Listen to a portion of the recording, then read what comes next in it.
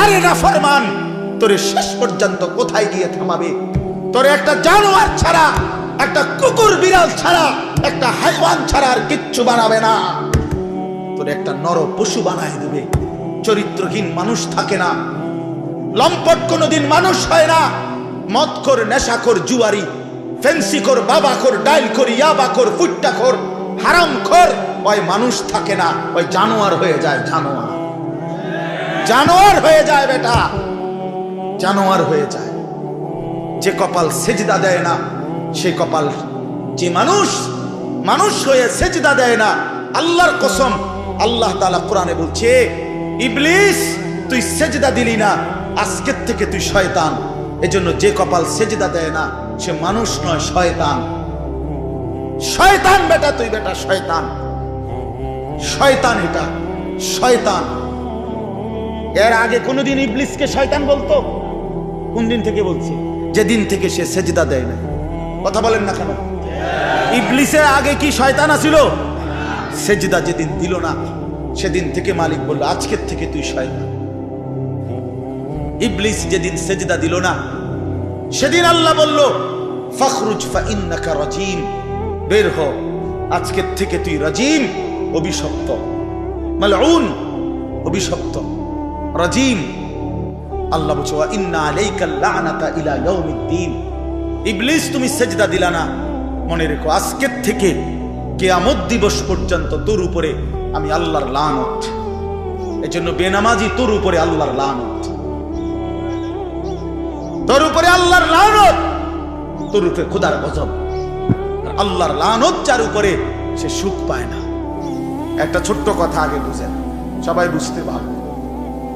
কোরআনুল কারীমের মধ্যে আছে, হযরত মুসা আলাইহিস সালামকে আল্লাহ তাআলা প্রথম যখন তুর পাহাড়ে, আমরা সবাই জানি যে আল্লাহ তাআলা মুসা আলাইহিস সালামের সাথে তুর পাহাড়ে কথা বলছেন বহুবার, মানে ওয়াহী নাযিল, কথা মানেই ওয়াহী।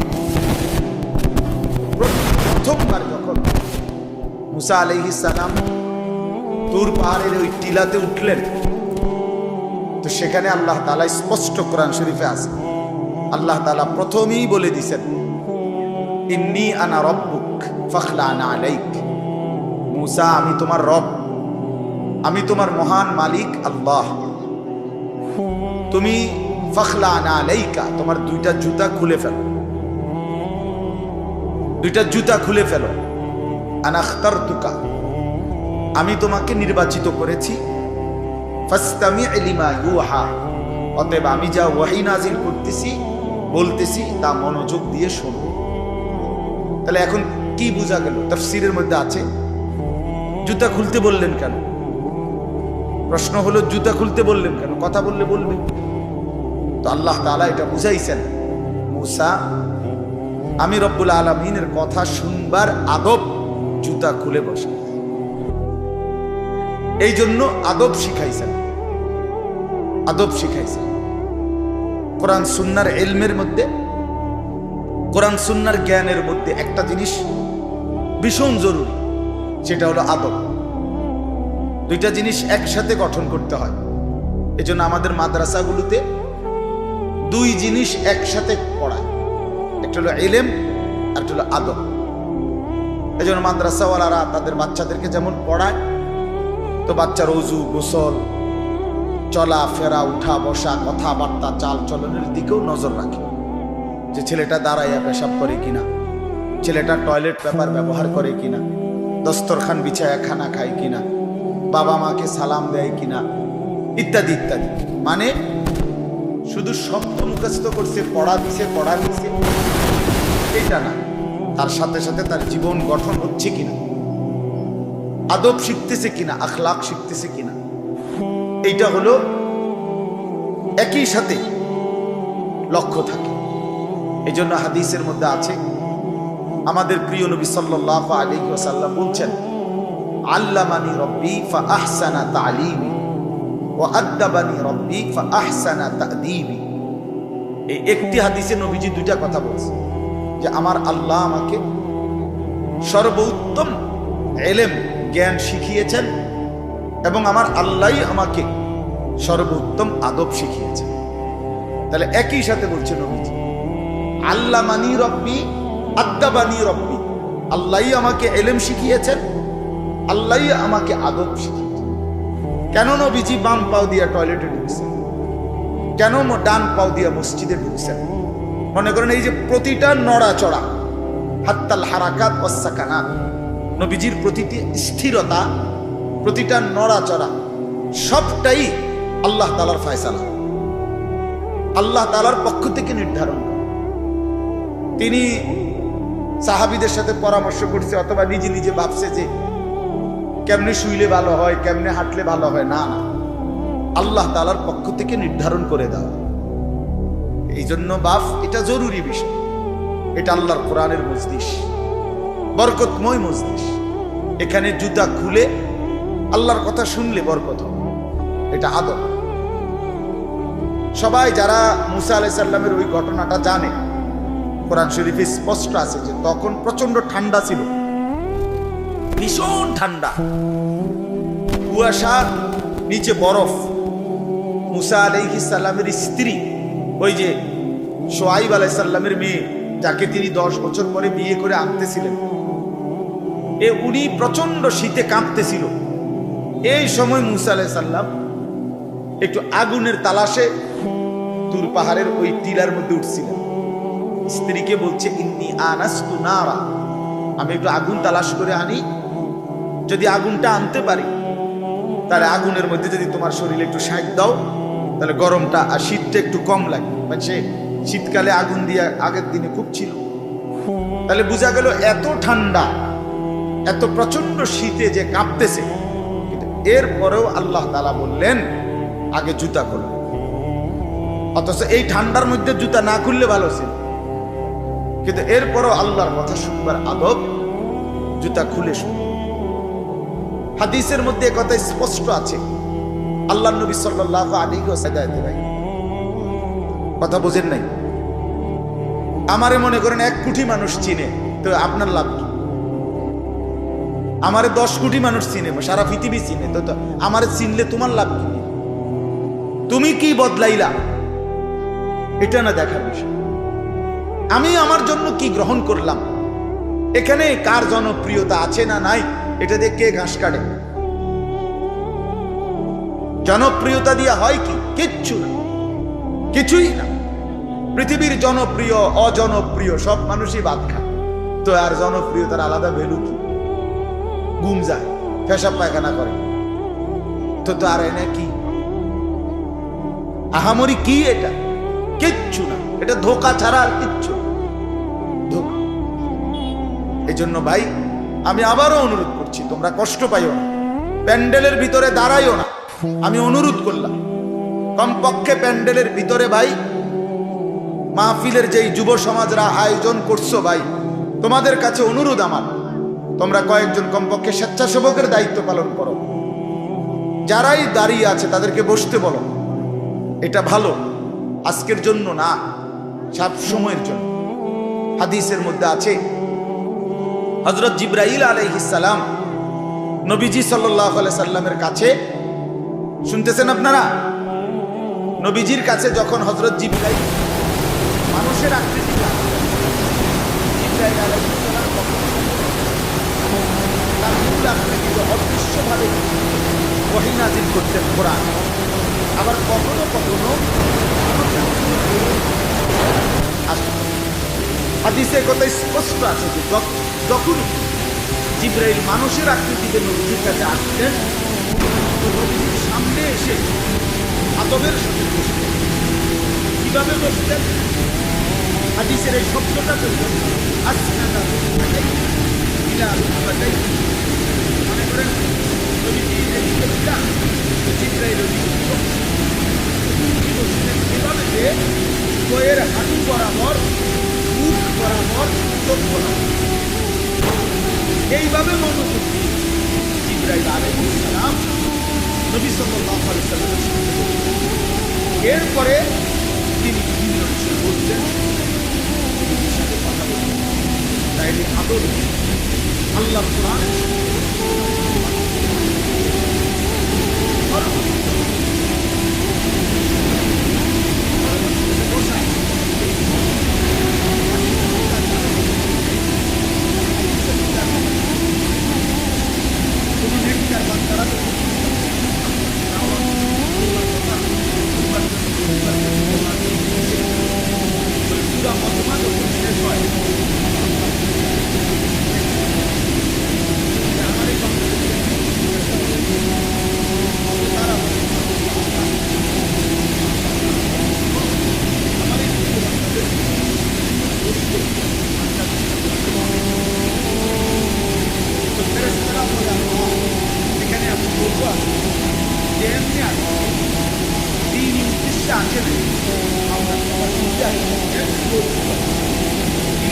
জাআ বিহাজাতি, ব্যক্তিগত বিশ্বাস আল্লাহ তাআলা বলেন হুমুল কওমু লা ইয়াশকা বিহিম জালিসুহুম, এই শব্দটা বুঝাইতে চাই। আল্লাহ তাআলা তখন বলেন আমার প্রিয় বান্দাদের মজলিস, কি বলবেন, বসেন,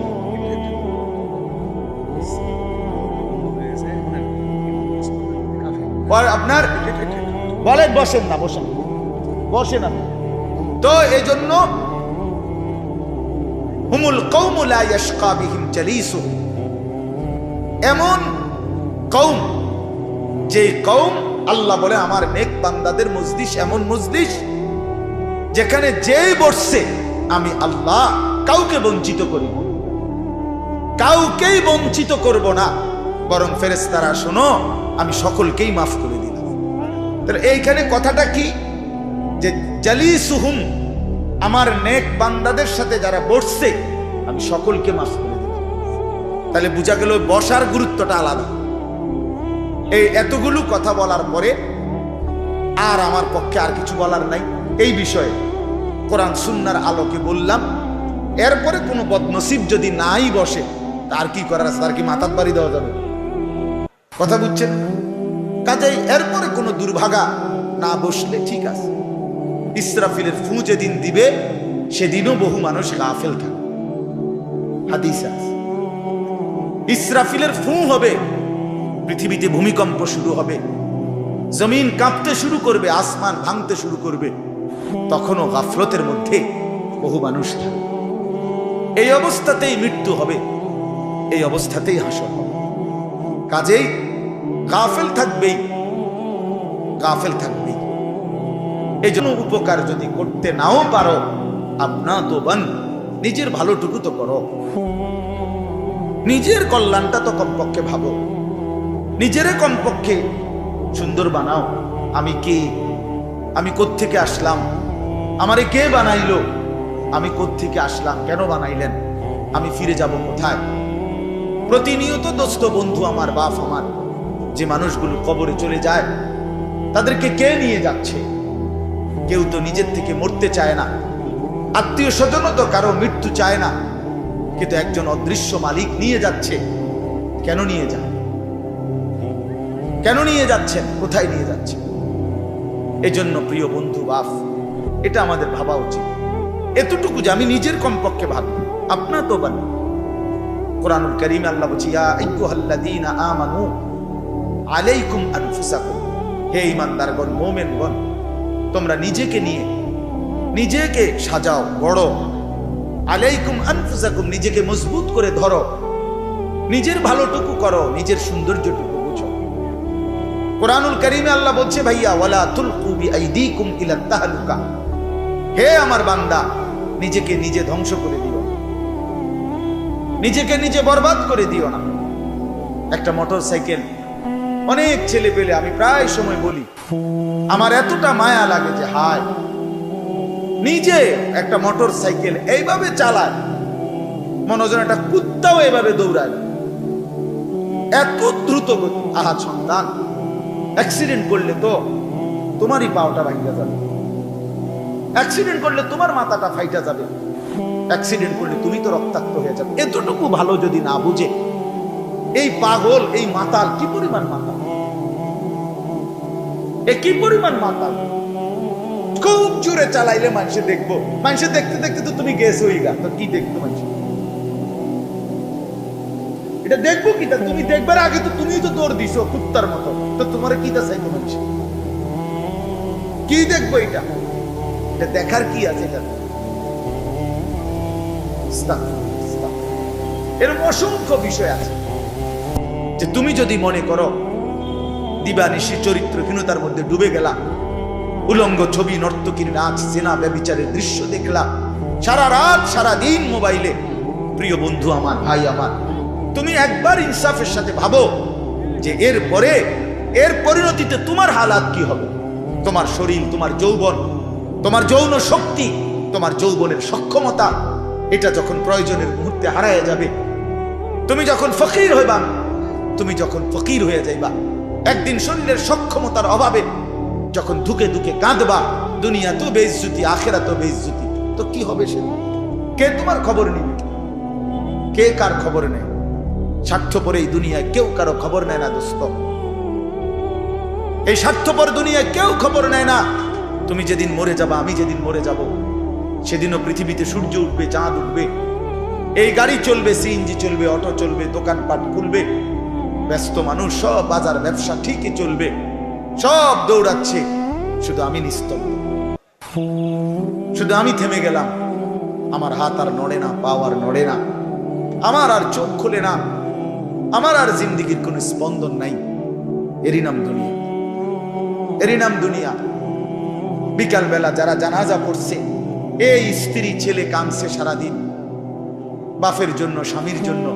এই মানুষগুলোই রাত্র 9টায় আবার পাশের বাড়ির থেকে রান্না করে আনছে, এরাই পেট ভরে ভাত খাইতেছে। এর নাম দুনিয়া, এর নাম দুনিয়া, এর নাম দুনিয়া। এই মানুষগুলো তো একদিন উপাস থাকলো না, আপন সন্তান, আপন স্ত্রী। তাহলে ধোকার এই দুনিয়া কার জন্য সাজাই না? কার জন্য বলেন, বলেন কার জন্য? ইয়ালামুনা যাহিরাম মিনাল হায়াতিদ দুনিয়া ওয়া হুম আনিল আখিরাতি হুম গাফিলুন। আল্লাহ বলে, বান্দা দুনিয়ার জীবন তো খুব বুঝলা, কিন্তু আখিরাতের ব্যাপারে গাফিল হয়ে গেল। আমার ছেলেরা, তোমরা বলো ভাই, তোমরা যারা খোদার 365 দিনে একটা বছরে কোনোদিন ফজরের নামাজ কোনোদিন পড়ো নাই, তোমার এই পরিণতি, তোমার এই গন্তব্য শেষ কোথায়? তুমি বলো ইনসাফের সাথে। তোমার বিবেককে, প্রিয় বন্ধু, 1 মিনিটের জন্য আমি তোমার বিবেককে বলবো, তুমি বলো, সারাদিন যে উলঙ্গ ছবি দেখলা, সারা রাত যে নর্তকীর ছবি দেখলা, এরপরে তোমার গন্তব্য কোথায়? থামবা কোথায়? তুমি কোথায় গিয়ে থামবা? তোমার পরিণতি কি? তোমার টার্গেট কি? এই নাচ, এই গান, এই ছবি, এই জেনা, এই ব্যভিচার, এই মদ, এই জুয়া, এই ফেন্সিডিল, এই ইয়াবা? আরে নাফরমান, তোরে শেষ পর্যন্ত কোথায় গিয়ে থামাবে? তোরে একটা জানোয়ার ছাড়া, একটা কুকুর বিড়াল ছাড়া, একটা হাইওয়ান ছাড়া আর কিচ্ছু বানাবে না। তোরে একটা নর পশু বানায় দিবে। চরিত্রহীন মানুষ থাকে না, লম্পট কোনোদিন মানুষ হয় না। মদখোর, নেশাখোর, জুয়ারি, ফেন্সিখোর, বাবাখোর, ডাইলখোর, ইয়াবাখোর, ফুট্টাখোর, হারামখোর, ওই মানুষ থাকে না, ওই জানোয়ার হয়ে যায়। জানোয়ার, জানোয়ার হয়ে যায় বেটা, জানোয়ার হয়ে যায়। যে কপাল সেজদা দেয় না, সে কপাল, যে মানুষ মানুষ হয়ে সেজদা দেয় না, আল্লাহর কসম, আল্লাহ তাআলা কোরআনে বলছে, ইবলিস তুই সেজদা দিলি না, আজকের থেকে তুই শয়তান। এজন্য যে কপাল সেজদা দেয় না, সে মানুষ নয়, শয়তান। শয়তান বেটা, তুই বেটা শয়তান, শয়তান, এটা শয়তান। এর আগে কোনদিন ইবলিসকে শয়তান বলতো? কোন দিন থেকে বলছে? যেদিন থেকে সে সেজদা দেয় না। কথা বলেন না কেন? ইবলিসের আগে কি শয়তান আছিল? সেজদা যেদিন দিল না, সেদিন থেকে মালিক বলল, আজকের থেকে তুই শয়তান। ইবলিস যেদিন সেজদা দিল না, সেদিন আল্লাহ বলল, ফখরুজ ফাইন্নাকা রাজিম, বের হ, আজকের থেকে তুই রাজিম, অভিশপ্ত, মালউন, অভিশপ্ত, রাজিম। আল্লাহ বলছে, ওয়া ইন্না আলাইকাল লা'নাতা ইলা ইয়াউমিদ্দিন। ইবলিস তুমি সেজদা দিলা না, মনে রেখো আজকের থেকে কিয়ামত দিবস পর্যন্ত তোর উপরে আমি আল্লাহর লানত। এজন্য বেনামাজি তোর উপরে আল্লাহর লানত, তোর উপরে আল্লাহর লানত, তোর উপরে খোদার গজব। আল্লাহর লানত যার উপরে, সে সুখ পায় না। ওই মালিকের সাথে গাদ্দারি করে সুখ মিলে না। খবর নিয়ে দেখো, তুমি না জানলে আমি জানি। জিন্দিগির আজ 21 বছরের এই ওয়াজের জীবনে কত শত মানুষ জীবনের কত দুঃখ বেদনা আমরা তো শুনি না। আমরা কাছে দোয়া চায় না। কোনো হারামখোর, কোনো সুদখোর, কোনো ঘুষখোর, কোনো বেপর্দা নারী, কোনো বেহায়া নারী, কোনো মদখোর জুয়ারি, কোনো নারীর সাথে অবৈধ সম্পর্ক স্থাপনকারী পুরুষ কিংবা নারী, আল্লাহর কসম সুখে নাই, সুখ মিলে না, সুখ মিলে না। নোনা জলে তৃপ্তি হয় না। এটা বড় বেশি অশ্লীলতা, সাবিলা, এটা বড় মন্দ পথ। হায় যুবক, ভুল করে ওই নারীর ফাঁদে একদিন তোমার সে জাহান্নামে পৌঁছায়, একদিন তোমার কবরে পৌঁছায়। সে তোমার সুখ দিবে না। চরিত্রহীন নারী সুখী হয়, যার নিজের সুখ নাইতে তোমার কি সুখ সুখ দিবে কিভাবে? সিনেমার নর্তকী সুখ দিবে কিভাবে? সে নিজে তো সুখে নেই, সে তো সুখে নেই। এই জন্য এটা জরুরি। বাবাদেরকেও বলি, হায়াতের 60 বছরেও যারা গুনাহ ছাড়তে পারেন নাই, মনে রাখেন বাপ, এই কবর দেখা যায়, কবর দেখা যায়। চলেন এবার তর্জমাটা শুনেন, তাইলেই আমার কথা শেষ। একটু দেখেন কোরআনুল কারীমের 30 নম্বর পারা 102 নম্বর সূরা। সূরাটার নাম আত-তাকাসুর। ছোট্ট একটা সূরা, 8টা আয়াত আমি তেলাওয়াত করছি। এই ছোট্ট সূরাটার তর্জমা বলেই আমি আমার কথা শেষ করে ফেলব ইনশাআল্লাহ। আল্লাহ তাআলা আমাদেরকে তৌফিক। এই সূরাটার একটা ছোট্ট প্রেক্ষাপট আছে, কেন নাজিল হলো। এটারে আরবিতে শানে নুজুল বলে। অর্থ হলো শানে নুজুল হলো, কেন নাজিল হলো সূরাটা। রাসূলুল্লাহ সাল্লাল্লাহু আলাইহি ওয়াসাল্লামের জামানায় মক্কায় কুরাইশ বংশের লোকেরা, নবীজির বংশের নাম হলো কুরাইশ বংশ নাকি। এই কুরাইশ বংশের মধ্যে আবার ছোট ছোট গোত্র ছিল। এই ছোট গোত্র, মনে করেন আমার দাদা তো প্রথম, ধরে নিলাম আমগো এই বাড়ি, মনে করেন আমার দাদা ছিল প্রথম, দাদা বাড়িটা বানিয়েছে, কথার কথা। তো এখন আমার দাদার 4 ফুট, মানে আমার বাপ চাচারা 4 জন। তো আগে তো দাদার সাথে বাপ চাচা, দাদা মরে গেল, এখন বাপ চাচাদেরও সংসার বড় হয়ে গেল। এখন সবাই আবার আলাদা আলাদা ডাইনে বামে গদ্দুয়ার করছে, আরো বাড়িঘর বাড়ছে। এখন চাচার বাড়িও আলাদা নামে পরিচয়, জেডার বাড়িও আলাদা নামে পরিচয়, আমগো বাড়িটাও কি আলগা নামে পরিচয়, এমন আছে না। এই আর কি। তো